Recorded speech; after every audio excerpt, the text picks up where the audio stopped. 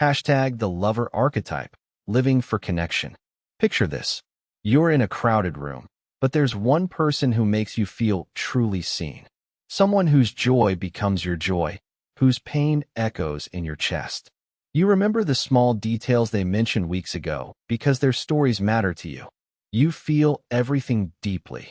The world seems more vivid, more alive, more meaningful when you're in genuine connection with others. This is the inner experience of the lover archetype. The lover is one of Carl Jung's 12 foundational personality archetypes, later explored through frameworks like the Pearson archetypal model. It's important to note up front that personality archetypes are lenses for understanding human psychology, not definitive labels or diagnoses. They describe patterns of motivation and perception that we all contain in different amounts. The lover pattern represents something fundamental, the human need to connect, to feel, and to matter to others. The core motivation of the lover is intimate connection. This isn't superficial networking or casual friendship, though lovers can certainly enjoy those things. Deep down, the lover is driven by the desire for meaningful relationship and authentic emotional expression. They want to be known and to know others fully. They want to feel the full spectrum of human experience, passion, vulnerability, and genuine intimacy.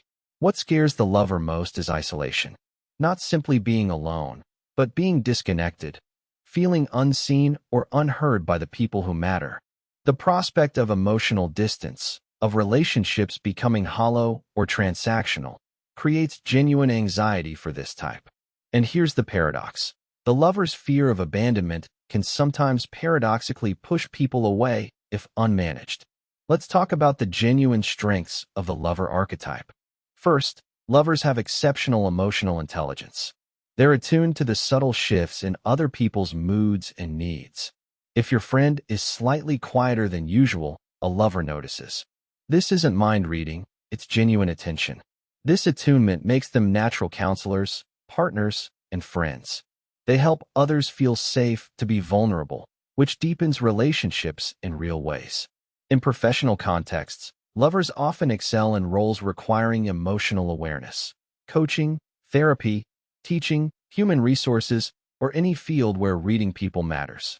Second, lovers are authentic communicators.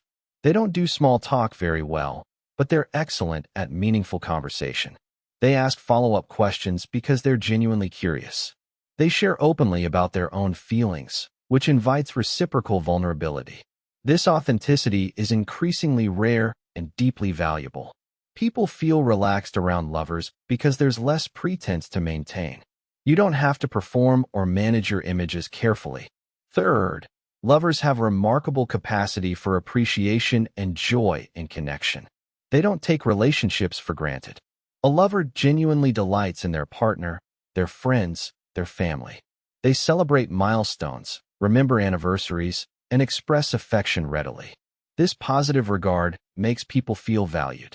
It's a strength that strengthens the social fabric around them. In couples, this shows up as genuine interest in what your partner thinks, does, and feels. In friendships, it's consistent presence and enthusiasm. Now, like every archetype, the lover has a shadow side we should understand. First shadow pattern, dependency and emotional fusion. In their drive for connection, lovers can lose their sense of individual identity.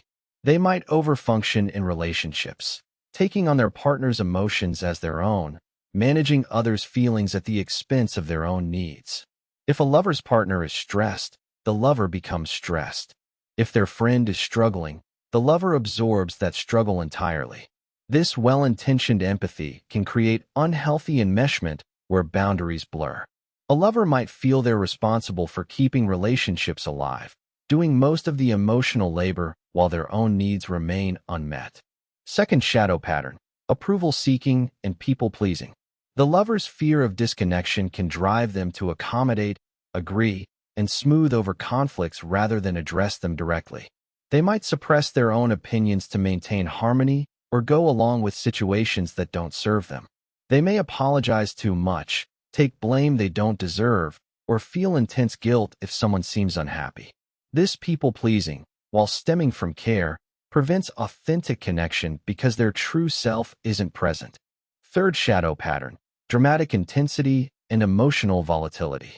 Because lovers feel everything deeply, their emotional swings can be dramatic. Relationships become all-consuming. Everything is either wonderful or terrible, with little middle ground. A small conflict becomes proof of incompatibility. A moment of distance feels like rejection. This intensity, while genuine, can exhaust partners and friends who don't operate at that emotional frequency.